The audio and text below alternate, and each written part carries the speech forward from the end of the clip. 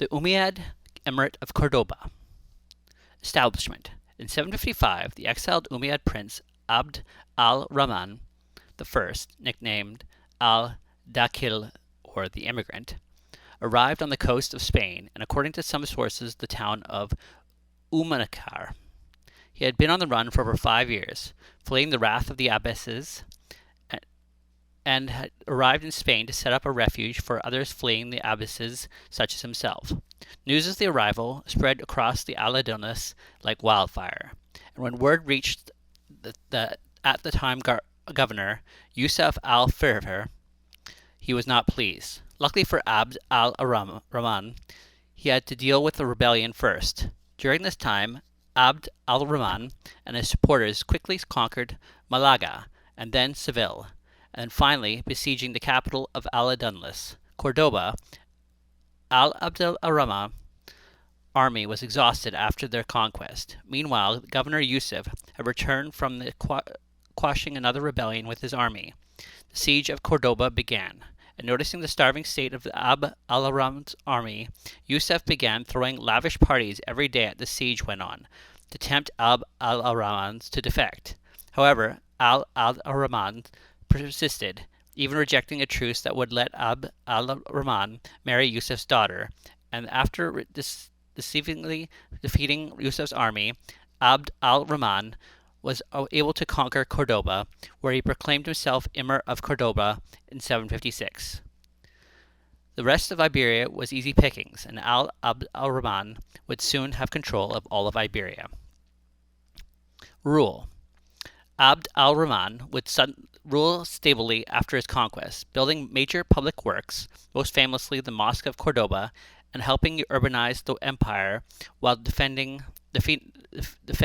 from invaders, including quashing numerous rebellions and even decisively defeating invasion by Charlemagne, which was later inspired the epic Chasson de Roland.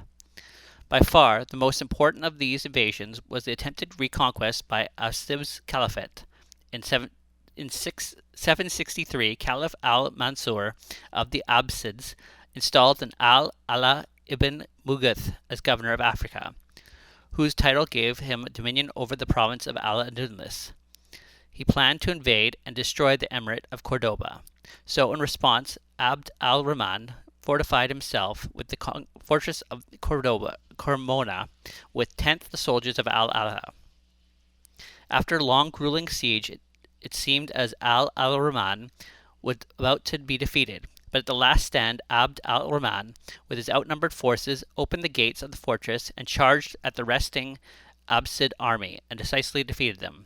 After being sent the head of Al-Allah, it is said that al-Mansur exclaimed, "Allah be praised for putting a sea between me and Abd al-Rahman."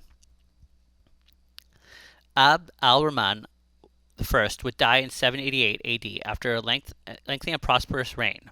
He would be succeeded by his son Hisham I, who secured power of the exiling his brother who had tried to rebel against him. Hisham enjoyed a stable reign of 8 years and was succeeded by his son Al-Hakam I. The next few decades would be somewhat smooth, only interrupted by minor rebellions here and there, and would see the rise of the emirate. In 822, Al-Hakam would die and would be succeeded by Abd al-Rahman II, the first truly great emir of Cordoba. He rose to the power with no opposition and sought to reform the emirate.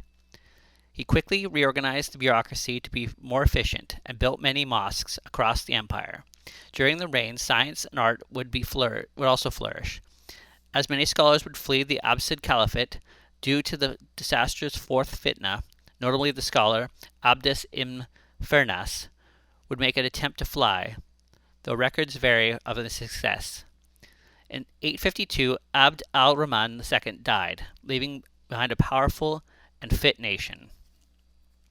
Abd al-Rahman would be succeeded by Muhammad I of Cordoba, who, according to the legend, had to wear women's clothing to sneak into the imperial palace and be crowned, since he was not the heir apparent.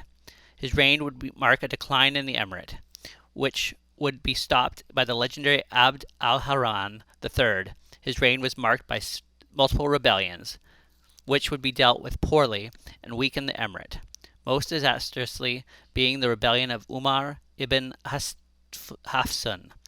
When Muhammad died, he would be succeeded by Emir Abdullah ibn Muhammad al-Awahi, whose power barely reached the outside of the city of Cordoba. As Ibn Hassan ravaged the south, Abdul did almost nothing, and slowly became more and more isolated, barely speaking to anyone. Abdullah purged many of his brothers, which lessened the bureaucracy loyalty towards him. Things looked bad for him, but were about to get much worse, because around this time multiple local Arab lords began to revolt, including one Karub ibn Khalid, who ended up conquering Seville. Some local loyalists tried to quell the rebels, but without the proper funding, their efforts were in vain. It seemed the emirate was destined to fall due to the bad decisions of Abdullah, but he had made one good decision in choosing his heir. He declared that the next emir would be his grandson, Abd al-Rahman III, skipping over 4 living children. Abdullah would die in 912, and his throne would pass to Abdullah al-Rahman III. He destroyed all the rebellions that had ravaged his father's reign throughout forced diplomacy, obliterating Ibn Hassun and hunting down his sons. After this, he would lead multiple jihads against the Christians, even sacking the city of Pamplona and restoring some prestige to the emirate.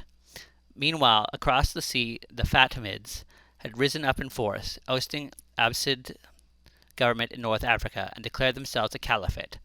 Inspired by this action, Abd al-Rahman joined the rebellion and declared himself a caliph in 929.